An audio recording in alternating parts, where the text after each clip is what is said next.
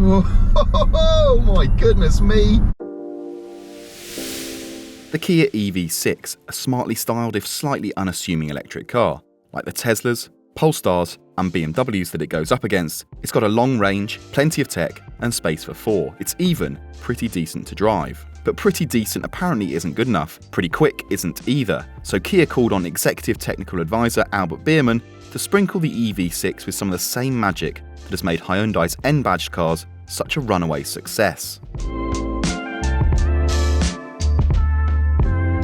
This is the Kia EV6 GT, but it's no part of spin special. Let's just quickly take a look at the ingredients. It's got 577 brake horsepower, 740 newton meters of torque, 0-62, 3.5 seconds. It's got dual motors for all-wheel drive, adaptive suspension, and an electronic limited slip differential.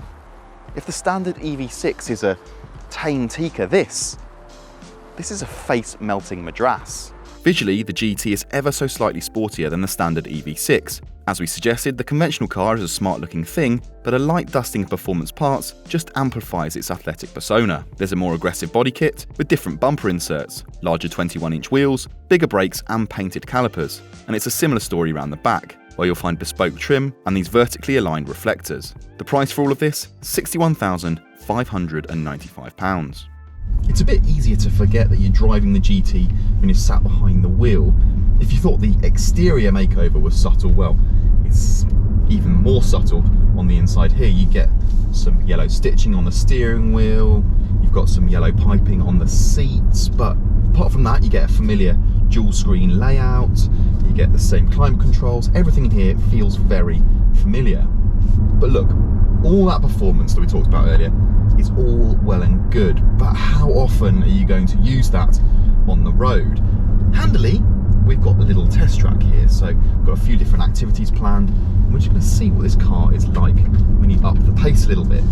The first of those activities, quite rightly when you've got 577 brake horsepower under your right foot, is a straight line drag race, to simply experience this car's straight line speed, if nothing else.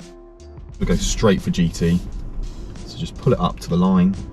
I'm just going to full the throttle and see what it feels like. Oh my goodness me! 150 kilometers an hour. Oh my word, that is seriously quick. I can absolutely believe that this thing does 0-62 in 3.5 seconds.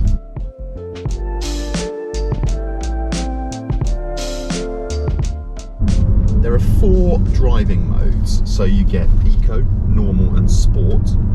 Those are the first 3, and even in Normal this thing is certainly very quick.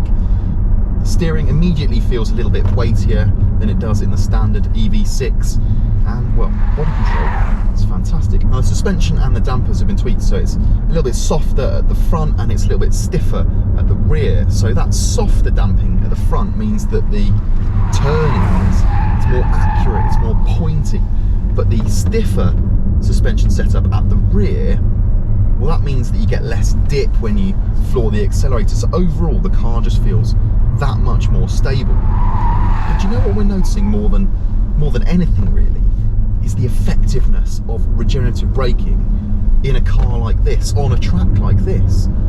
If you're using the performance to its full potential, or even if you're kind of, I don't know, just going like 7/10, being able to just lift off the accelerator and the car slow into a corner without you even touching the brakes, it's a really kind of rewarding way to drive. And it kind of allows you to use the brakes, but without upsetting the balance of the car. If you like regen on the road, you're going to love it on track. And then there's one more difference to the interior, and that is this big yellow button labelled GT on the steering wheel. When you press that, you get the full 577 brake horsepower, the traction control softens off, so you do get a little bit more slip, but it's still a really controlled car. The eGMP platform was always a good basis, but, well, this is its finest application yet, certainly when it comes to faster track driving. But just because you can doesn't mean you will, or even that you should. This is an EV6 GT and it is vastly immensely more important that it can handle the road stuff than it can handle the track stuff. So without further ado, let's head out of here and find some actual roads and see what this car is like to live with day to day. Before that, just a word on range and charging. Every EV6 GT gets the same 77.4 kWh battery and the same 240 kW 800 volt charging as the standard car. However, the added power matched the greater rolling resistance from those larger wheels means range falls from 314 miles to just 263 miles. That's a hefty chunk and might be cause for concern for those looking to use their EV6 GT as an GT car. But all is not lost. That ultra-rapid 240 kW maximum charge speed means a 10 to 80% top-up takes just 18 minutes. So while you might need to stop more often, you won't be waiting any longer to get back on your way. But look, out here on the motorway doing, well, the best part of 60-70 miles an hour, the first thing you notice is it's perhaps not as refined as you might expect, as you might want it to be for a GT car, for an electric GT car. But while there is a bit of road noise at 70 miles an hour, the ride itself is actually, well, it's really well damped. It's quite an accomplished setup, and it just kind of rounds off those little lumps and bumps. Okay, these roads aren't representative of UK roads, as they're not littered with potholes, there's not those kind of really annoying motorway expansion joints, but they're not perfect either. The seats, they're really comfortable as well, they're contoured in all the right places, got all the right kind of support. One thing I probably would say is that actually when you're absolutely going for it, you could do with a little bit more side support on your thighs, but otherwise it's just a really comfortable seat. Okay, so we've done the track stuff, we've done the motorway stuff, and let's be honest, most of the motorway stuff applies to the faster A-road bits as well. But now we're on a smaller, windier, twistier bit of road, and we've got a Kia EV6 GT. So what's it like at normal speeds, in normal driving? Is it still as entertaining as it is on track? And well, the short answer is, yeah, it's still a decent car to drive. It's dead easy to thread together sweeping bends like these. There's very little movement in the body. Steering is nice and accurate. There's still loads of power even in normal mode. I don't see why anyone's really going to regularly switch through to sport or even GT, to be honest. And again, the regen just works really nicely. I've got it on its maximum setting and I'm barely touching the brake. It is so fantastic in these Kia and Hyundai products. It just is so intuitive and so simple to use. Just instantly feels just perfectly judged. The question is though, are the changes that Kia has made to the GT and the associated price hike worth it? I'm not sure. I don't know. You could look at it two ways, couldn't you? It's either a really expensive Kia or it's a cut price Porsche. And well, if you look at it as an expensive Kia, then no, it's not particularly good value. But if you look at it as 600 horsepower Grand Tourer and disregard the badge, then yeah, you're getting quite a lot for your cash. You could perhaps do with a little bit more sound, a little bit more noise, but it's not completely silent like a Volkswagen ID4 GTX is.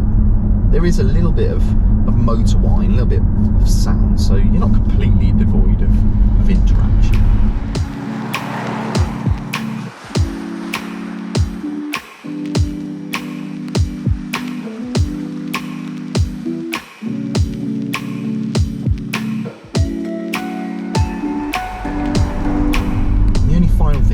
Is what this car's like to drive around town at 30 miles an hour in an urban environment. The good news is it's as good to drive at 30 as it is at 130. It's just really well behaved, it's calm, it's quiet, it's comfortable.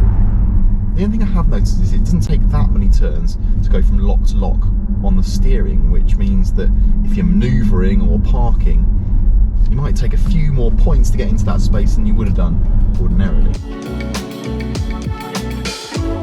It goes back to what we've just said. It really does depend on how you perceive the EV6 GT. On one hand, it's a very expensive Kia. On the other, it offers much the same power and performance, even a similarly plush interior, as cars costing tens of thousands of pounds more. We should add, however, that really few will ever want or need nearly 600 horsepower in a 4-door family car. And it's not as if the standard all-wheel drive EV6 is particularly slow. The GT then, as good as it genuinely is, feels like an engineering exercise proving Kia can rather than Kia should. Save yourself the best part of 10 grand and 50 miles of range and stick with the standard car.